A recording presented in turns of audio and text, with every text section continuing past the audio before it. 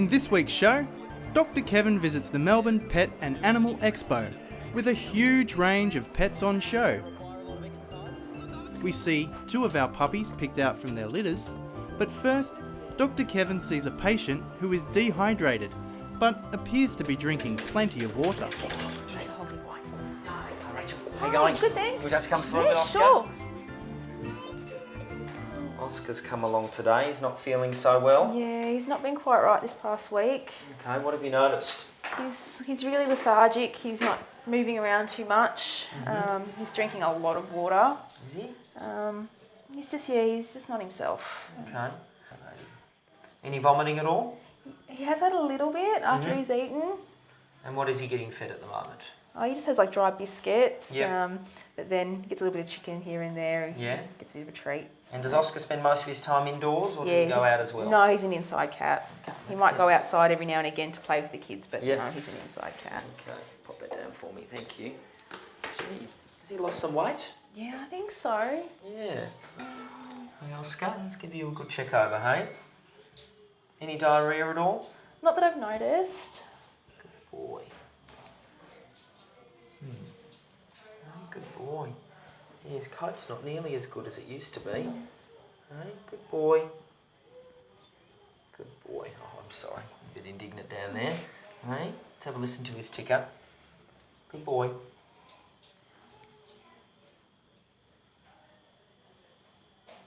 Good. Heart sounds great. Good boy. Has he had anything unusual to eat over the last week or so? No, just the same. It's the same usual things. Good boy. Excellent. Well, the first thing I've certainly picked up, Rachel, is that he's quite dehydrated. And that, coupled with the fact that he's drinking more, worries me. Yeah. Okay. I'm shocked that he's dehydrated considering he's been drinking so much. Has he been using his litter tray? Yes. Yeah. I've had to empty it a bit. So. Good boy. And what we need to do, what we need to start thinking about is the possibility of him having something called diabetes. There are a couple of other things that could be going on, but a male cat like him that's suddenly lost some weight as well as drinking more could have diabetes. Diabetes is actually quite common in our pet cats, and it can be well managed if we address it promptly and aggressively. But probably getting ahead of myself a little bit, there are a couple of other things that could be going on. Cats do have sensitive kidneys, and cats with kidney disease will also drink more. Yeah. And sometimes if they've eaten something they shouldn't have, or have an infection, they'll also have similar signs. Okay. What we need to do is organise for Oscar to have a blood test and a urine test. Yep. I can do that all here today at the clinic. So probably the best thing to do is for you to leave him with me for a couple of hours. We can figure out what's going on. Yep. We can have a chat later in the afternoon about how to fix it. All right. Any questions? So if it's diabetes, it's fine. Like we'll be able to look after him. We can look after him. Yeah, it certainly is a hurdle, but it's certainly nothing that we can't manage with good communication and good use of some injections if required. Oh, fun. Okay. Well, what we'll do is you leave him with me. I'll look after him and I'll give you a call a bit later on. Okay. All right, man. You'll be right. Let's practice. So Sarah, this is Oscar. Oscar might have diabetes. Okay. What we need to do is take a small blood sample and a urine sample from him, okay? No worries. So, you hold him for me. Good boy, Oscar. Good boy, Oscar. Good boy. Good boy. So next we just need to get a small wee sample. We'll do that directly from his bladder, so it's a sterile sample. And doing all this means we'll be able to have a diagnosis of diabetes, if that's what it is, at least rule out all other possibilities. Good boy. There we go.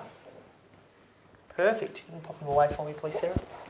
Okay, so what we're going to do now is test Oscar's blood for blood glucose. Let's see what that says. While that's waiting, we'll test for any glucose in Oscar's urine and this little blue square will go brown if there's glucose present in Oscar's urine. The other thing we test for are ketones. Ketones are produced by diabetic patients if they become very sick and can be very, very serious. So that's telling me he's certainly got a lot of glucose in his urine, and his glucometer reading has come back high, which is off the scale.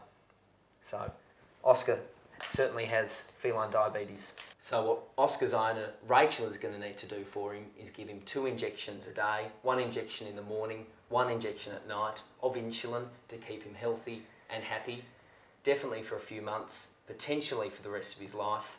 So let's give Rachel a call. Okay, Oscar did really well today, Rachel. What we need to do now is organise the plan and organise how to show you how to give these insulin injections. Okay. Okay. All right. So what we're doing, I've worked out his dose, and he's getting 3 units of insulin twice a day. Okay. Okay? The way we give the injections is in the scruff of his neck. Okay. Okay. We pick up a fold of skin like this. We find a little pocket in here, and we just pop the needle directly in. Okay. It's a very small needle, and you'll hardly notice it. Okay. The important thing with these insulin injections, as mentioned, is the timing. Yep. But also it needs to be given with food. Yep. It's given with food for 2 reasons. One is because it's a great distraction to get him eating while you give him a needle, but also coincide the insulin with him getting fed. Food. Okay. Okay? Yep. So I'll show you how to do this. We've got another one here for you. So up, in, and done. Just like that. Looks easy.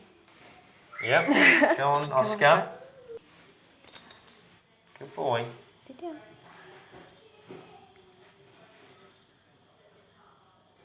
Perfect.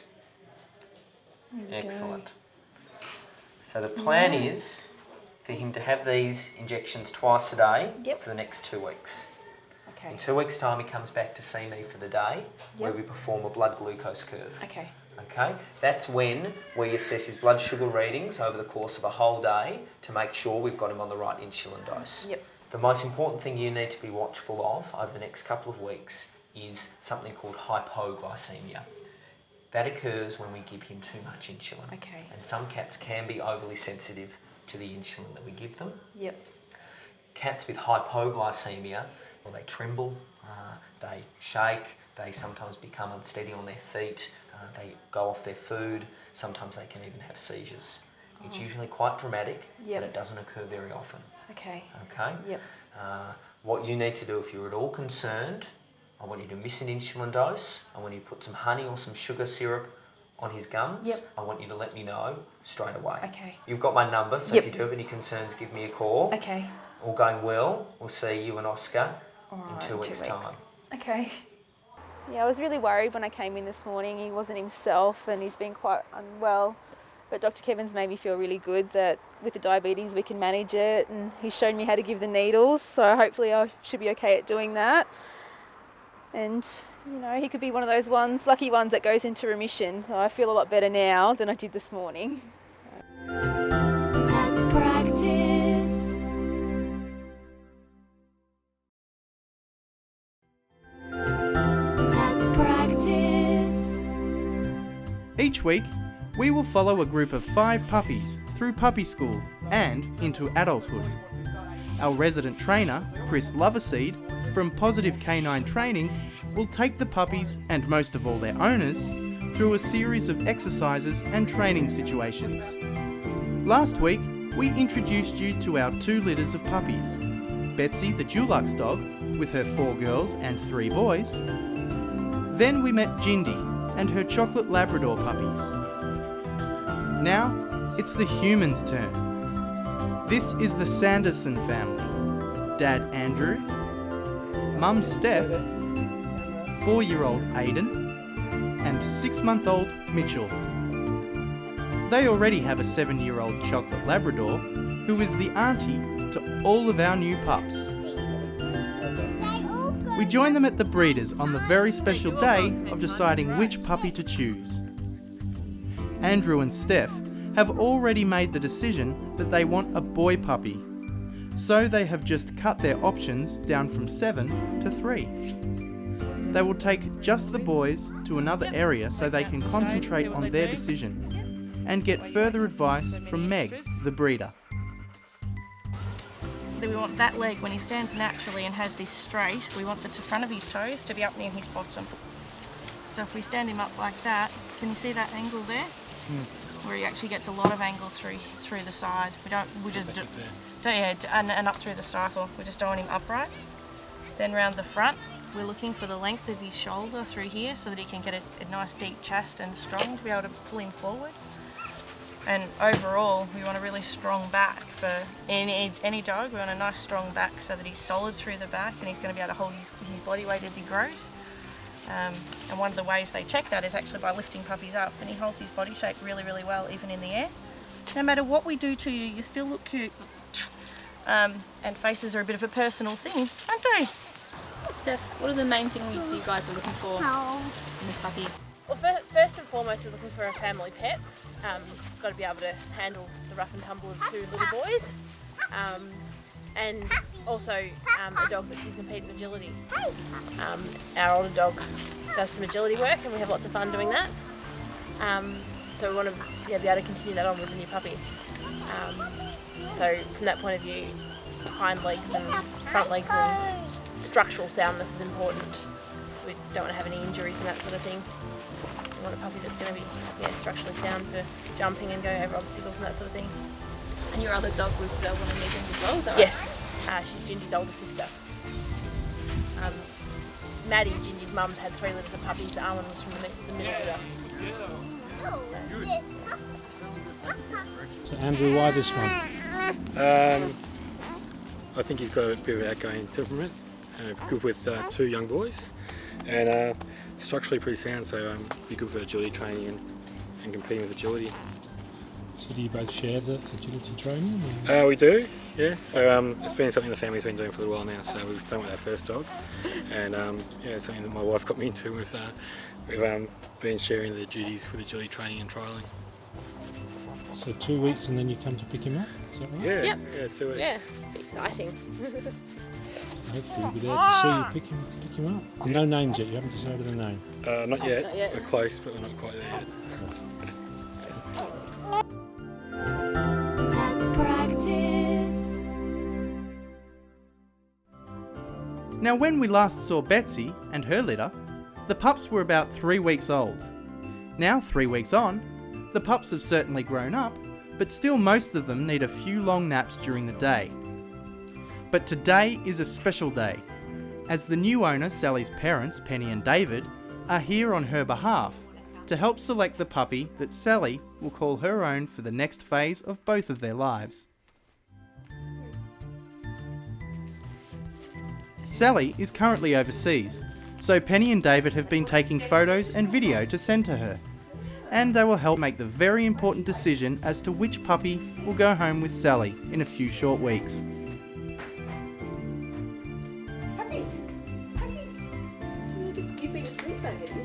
Like the Sanderson family, Sally has decided that she wants a little, or not so little, boy. So the choice is down to 3. One boy has already been selected, so it's down to just 2. Will it be Billy or Pirate?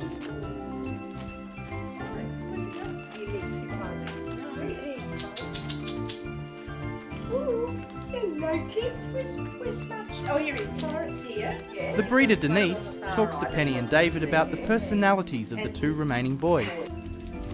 Billy is the quieter of the 2, and Pirate the more adventurous. He's the quieter one, he's a lovely quiet boy. Yes. And Pirate's the devil.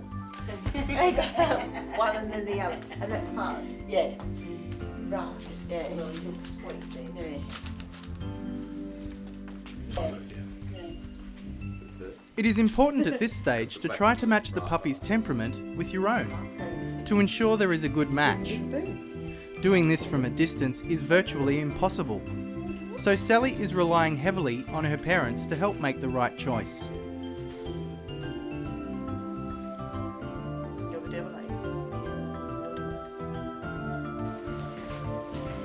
Well, she was saying bouncy boy. I've got the poodle we have is very quiet. Yeah. And so she wants a bouncy one. Yeah. So I guess it's Pirate's the one. This is puppies for your daughter. It's for Sally. for Sally, and what sort of puppy is she looking for? What sort of temperaments? She wants a bouncy boy. Bouncy boy. Bouncy boy, so this is the bouncy one apparently. So out of a choice of two, so you've got this one here, and yes. David's holding Billy. Billy. But and Billy's quiet apparently. Yeah, so the breeder said the Billy's a quiet one. And this one's the devil. Ooh. So this one probably suits Sally's wishes better, I think. And personality probably. Yes. And why an Old English Sheepdog? Why? She likes the herding dogs. I grew up on a farm. Yeah. And whenever we were down there, she loved the farm dogs. But we needed the allergy-free one because, and the Kelpies and Border Collies aren't allergy-free. And she found the poodles that we have aloof. All so right. she wanted one that was more energetic. Sort of, what's it? Sort of in your face. Yeah. And smoochy and. Wow. So has she trained a dog before? No. So this is her first time? Yes, but she's booked in for puppy training school when he's 8 weeks. Or he's 8 weeks. Yeah. So she was going to learn. She'll learn fairly quickly. Yes. And if she's going to be filmed, she's going to have to concentrate, isn't she? Let's practice.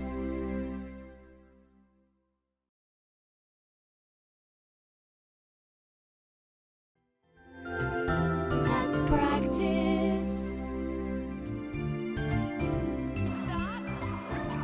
This week, Dr. Kevin is attending the Melbourne Pet and Animal Expo, which is held at the Melbourne Showgrounds.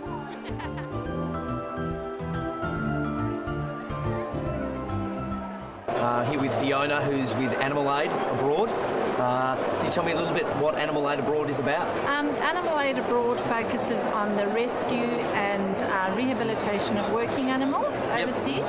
We particularly focus on overseas because of the massive cruelty that goes on and apparently is unnoticed. And it usually takes someone in the Western world and a first world country to come in and make the change. We have partner organisations in Pakistan, in Nepal, in Afghanistan. We try to work with the locals to change their ideas about what is acceptable. Anyone who adopts an animal can come and see the animal for themselves and see the difference. Rewarding. Yeah. Excellent. Well, thanks Fiona for teaching me a bit about Animal Aid Abroad. You're doing a wonderful job. Hi Steph, how are you? Good, thanks. How are you? Well, thanks. You're part of the Siberian Husky Rescue Group. Sure am. Excellent. Can you tell me a little bit about what you do? Basically, we rescue all the huskies that come into pounds and people that need to surrender their huskies for different reasons, and we try to find them their next forever home. Excellent. And who's this? This is Zos. He's beautiful, isn't he? Hey Zos. He was surrendered to us from his family, and when he came into care, he was very underweight, and his coat was quite harsh, and he had digestive issues. But once we got him on the right diet, and he sorted that out, gained a bit of weight, and now he's a big soft teddy bear. Why do you think Siberian Huskies commonly get surrendered? Well, they're a unique breed. They need their walks every day, and they need to be brushed, and they very much want to be a part of your pack, part of your family. So a lot of people unfortunately get them as puppies and then realise that they're a bit more work than they thought they would be. So that's how they end up with us. So I suppose it's just important when people are choosing a dog to make sure that that dog is going to fit within their lifestyle. Absolutely. So smiley, hey? So I'm here with Christina, who's a member of the Rabbit Breeders Association. Nice to meet you, Christina. Who have we got here? We have Dancer. Dancer. She's a 4-month-old English Angora. Oh, she's beautiful. And she's called sooty fawn colour. I imagine this sort of coat takes a lot of looking after. Yeah, when they're young like this, their coat changes. And so you need to do them at least once or twice a week. And what do you make with the fibre? You can spin it, but it's spun. This is actually a little pair of mittens that have been made. Wow. They're so warm. We've got all sorts of other, we can dye it, mix it with other fibres like camel or sheep or mohair. No, I imagine they require a lot of TLC. Yes. Like being up in your arms a lot. Well, no, they're house trainable. You can train them, you can give them a litter tray, and they run around the house. And they can keep you warm as well. Yes, definitely, Excellent. Well, lovely to meet you, Christina. You too. Nice to meet you, Danza. My pleasure. So I'm here with Heidi, who is spinning some wool. And what do you make with it? Okay, well, so I'll take this there. You can this is a neck warmer rather than a loose scarf, so it doesn't use quite so much warmth. It's extremely warm. It feels incredibly warm and so light. But it's too hot in here. Excellent. Yeah. Thanks, Heidi. Thank you. I'll leave you keep spinning. Thanks. So we're here with Graham from Turtles Australia with a couple of Murray turtles. Murray River turtles. And how old's this little one? This one is 2 days old. So fantastic. And this is its mum? This is the mother. So wow. And how old would she be? A rough estimate? I'd say at least 30, 40 years old. Oh, wow. We don't know how long they can live for, but 80 years would be not surprising. So yeah, absolutely. And how does one look after a Murray River turtle? Well, you've got to have good water, good food, good light, and access to land. Okay, so just a garden pond. Does it need to be particularly deep or large? For a larger turtle, a garden pond's ideal. You need a depth of around minimum about 500 mil. A little bit deep is ideal because that keeps the water warmer in the winter time. With a cat or a dog, it's for the animal's lifetime.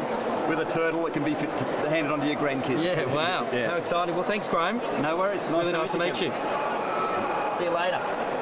Well, I'm here with Julia and Michelle from Southern Cross Animal Stars. They're expert dog trainers with their two dogs, Flick and Diesel. So, Julia, you've been training dogs for a while? Yeah, I've been training for at least 10 years now. Oh, wow. Love it. Best job in the world. Yeah, I bet it is. Work with these guys all day. Michelle, how old's Diesel? Diesel's 8 years old. 8 years old. Yep. And I saw him earlier. He does some pretty spectacular tricks. He does. He absolutely adores his training, and it doesn't matter what age they are, they still get so much out of training. And it's not just the treats they're getting afterwards, it's just that constant, intellectual stimulation. That mental stimulation, it is. It makes such a difference. So, how often would you recommend go through some sort of training with a dog? Is it a daily sort of exercise? We call it ad break training. So when the ads are on TV, call your pet over, do a spot of training. 2 minutes here, 2 minutes there, and that's what we find works well to maintain your dog in their level of training. Well, thanks for your time today. Absolute pleasure. Really enjoyed it. I think you do an amazing job. Thank you. So it was nice to meet both Flick and Diesel. Hey? Flick, what was that you said to Dr. Kevin? You sure? No, seriously. What's she saying there? She doesn't think she's a dog. Sure. Yeah. She's a border collie. She's a dog, yeah. Doesn't think she's a dog. So, what animal? She thinks she's a rabbit. Peter Rabbit. Peter Rabbit. Peter Rabbit? Peter Rabbit? Oh my goodness. She thinks she's Peter Rabbit? Oh my God, guys. So when you're feeding her? Peter Rabbit? Peter Rabbit. Oh. Peter Rabbit. That's one. Yes, very nice. That's a big cue. Yep. Good job. All right, well that's about all we've got. We're going to get these guys down the front so that we can all taste down. Absolutely. Yep. No worries, Dr. Kevin. Practice